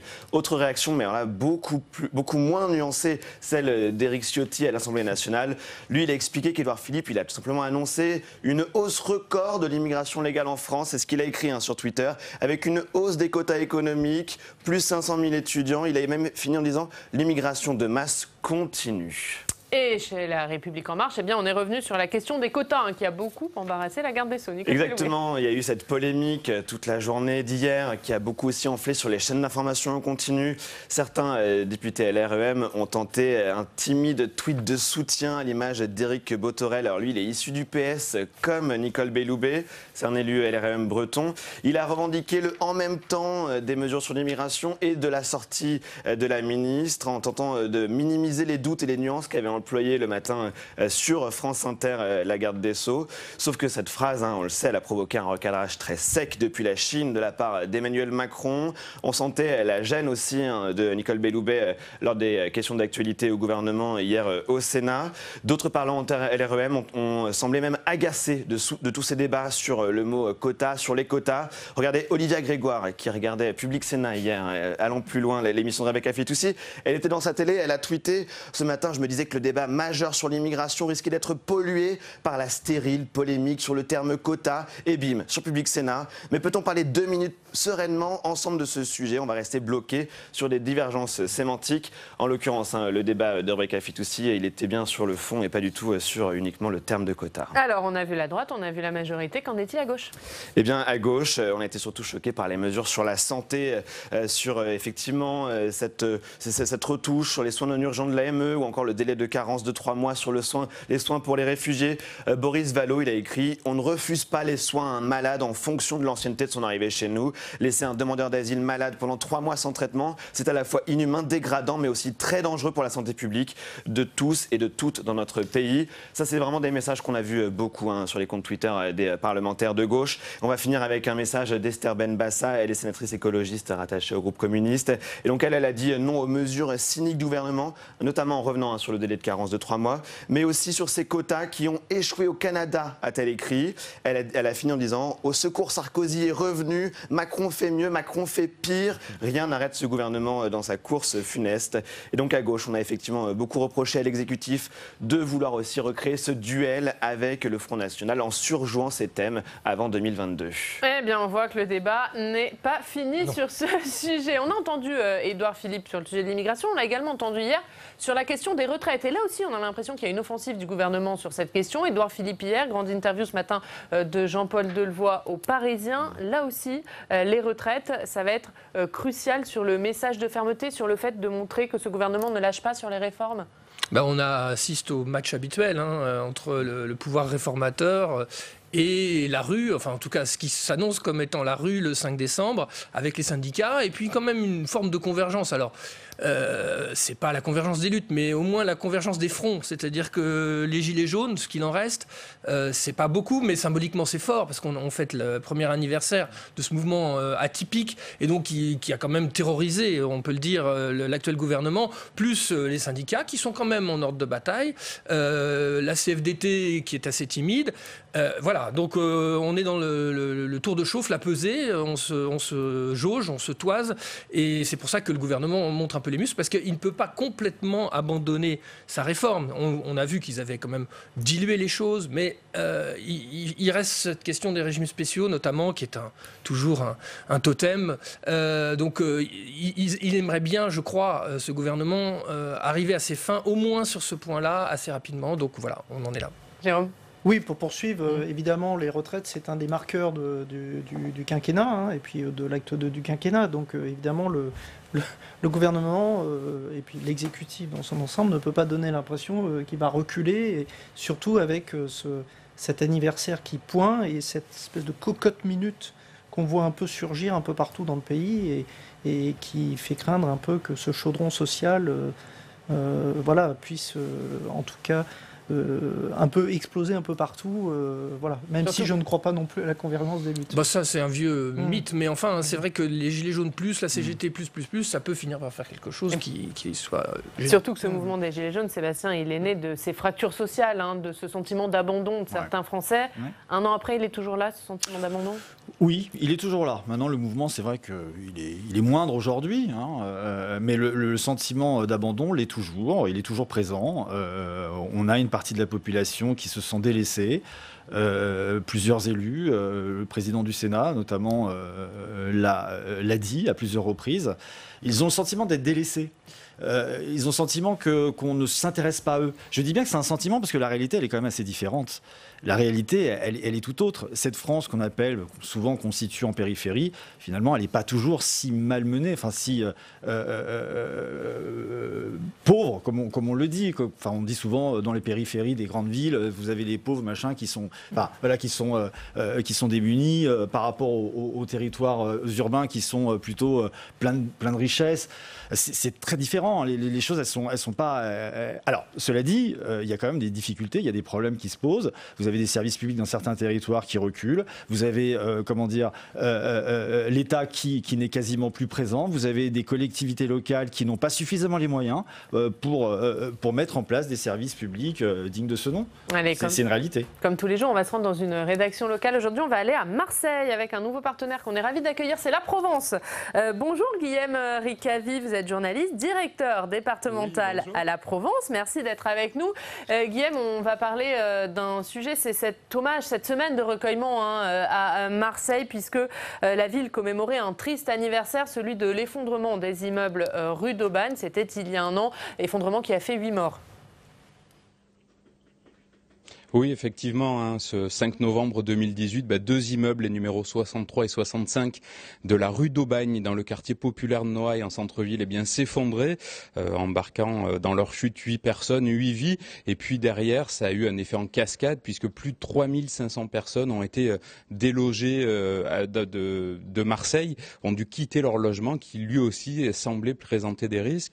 Et effectivement, pour nous, journalistes marseillais, c'est une actualité forte depuis un an, et particulièrement ces jours-ci avec ces hommages qui se multiplient, des hommages municipaux. On n'avait pas beaucoup entendu la ville sur ces questions-là.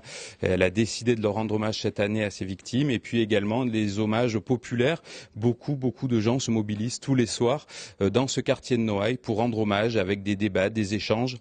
Et puis hier, on en parle dans le journal ce matin, des animations également pour les enfants, pour leur expliquer ce qui a pu se passer dans ce quartier de Noailles. Et puis à la une de la Provence, Guillaume, c'est de la médecine aujourd'hui, et plus précisément de la génétique qui entre dans une nouvelle dimension. Oui, alors c'est une fierté marseillaise, puisqu'effectivement l'Institut Gyptis va voir le jour à Marseille sur le site de la Timone à l'horizon 2023. Alors qu'est-ce que c'est que l'Institut Gyptis? Eh bien, c'est un centre... Ah voilà, petit problème technique avec la Provence, on va essayer de les retrouver un petit peu plus tard. À la une de la Provence également, il y avait Renaud Muselier. Renaud Muselier qui a été élu hier à la tête des régions de France, et ça nous permet de faire le lien avec ce qu'il y a dans le point cette semaine. Jérôme Cordelier, puisque... Ah, il est revenu, Guillaume Ricavi. On va vous retrouver alors, continue à parler de médecine. Ouais, je suis revenu ou pas là? Oui, c'est bon. Ouais.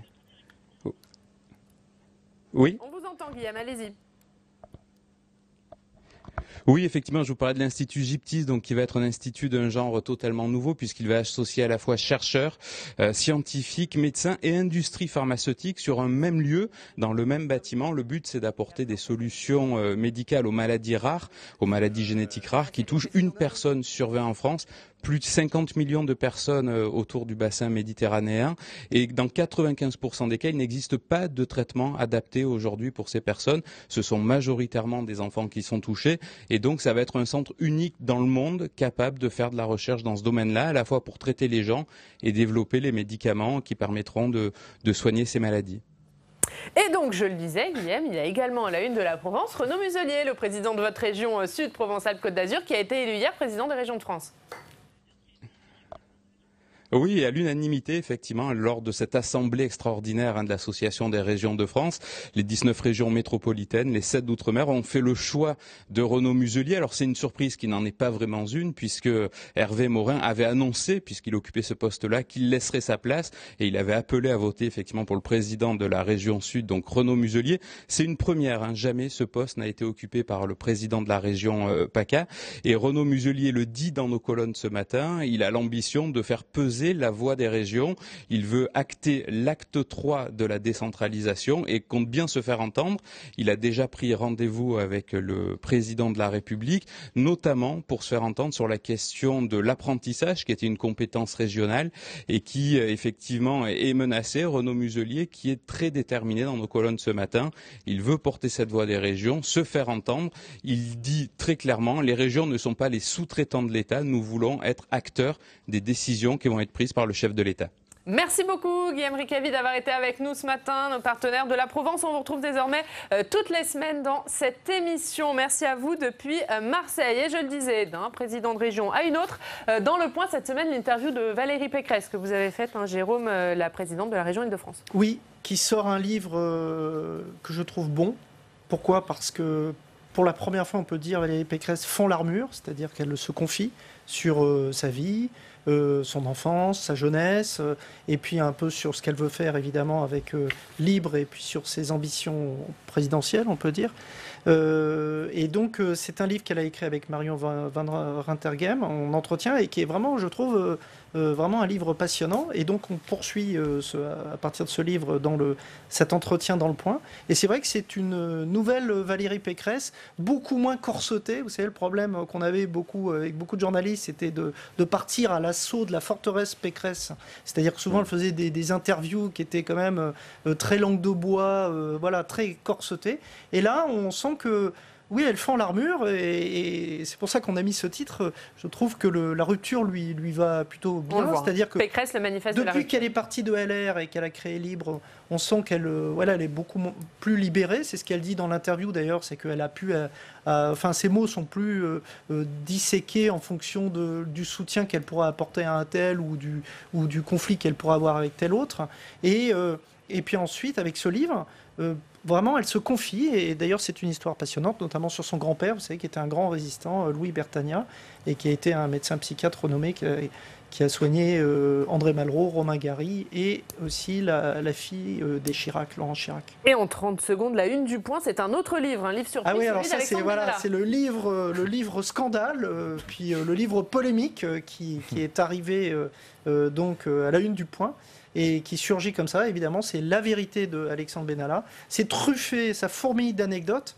Moi, ce que je retiens de ce que j'ai lu des nombreux extraits qu'on a fait dans Le Point, c'est qu'il épargne plutôt Emmanuel Macron, et qu'on sent qu'il a encore beaucoup d'affection pour le président de la République. Et on apprenait ce matin qu'Emmanuel Macron s'était fait livrer en PDF l'ouvrage. Dans l'avion au retour de Chine.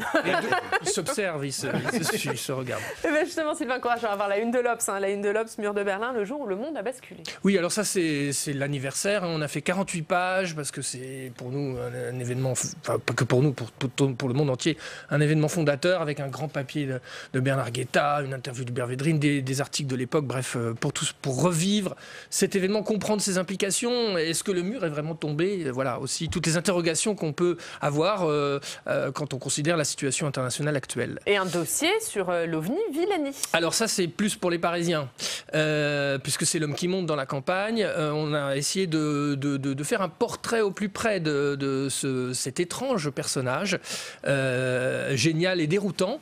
Et sa personnalité est à la fois son meilleur atout, puisqu'il détonne. On est dans le dégagisme, on cherche des nouvelles têtes. En voilà une qui est bien faite et bien différente des autres.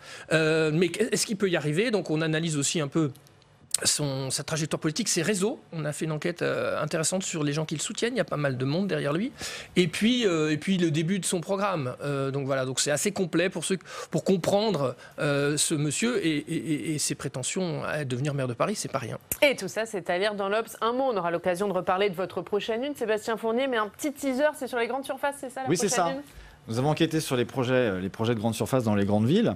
Certains capotent. Nous avons voulu savoir pourquoi. Alors, évidemment, il y a les associations de riverains, les associations environnementales qui ne veulent pas de béton. Et puis, il y a les promoteurs qui cherchent, bien évidemment, eux, à faire des projets rentables, et puis des élus au milieu de tout cela. Donc voilà. On en parlera, on aura l'occasion d'en reparler. On va terminer avec la revue de la presse quotidienne régionale. Quentin.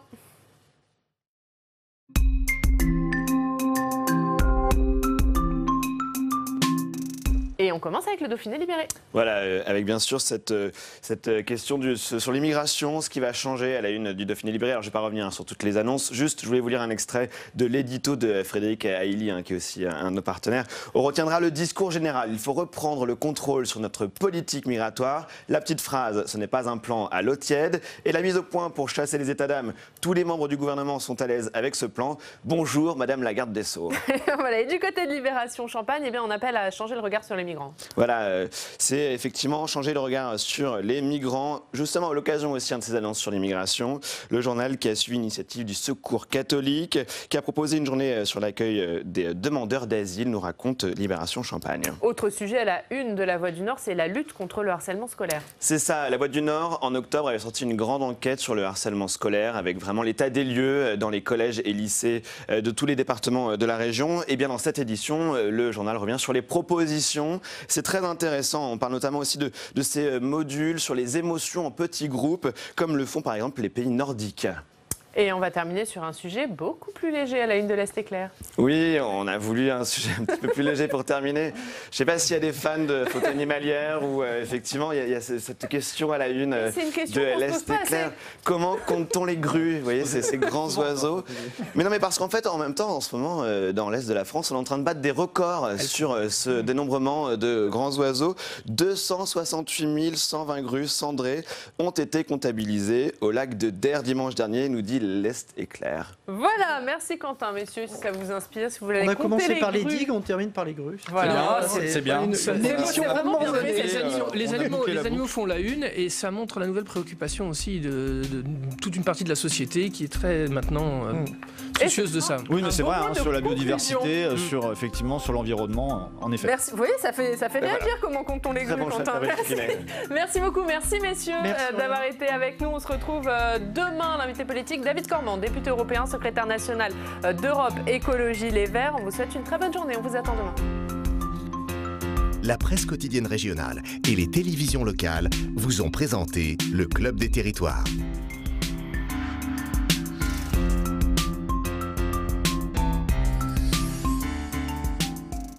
La Mutuelle nationale territoriale, la mutuelle des agents des services publics locaux, vous a présenté le Club des Territoires.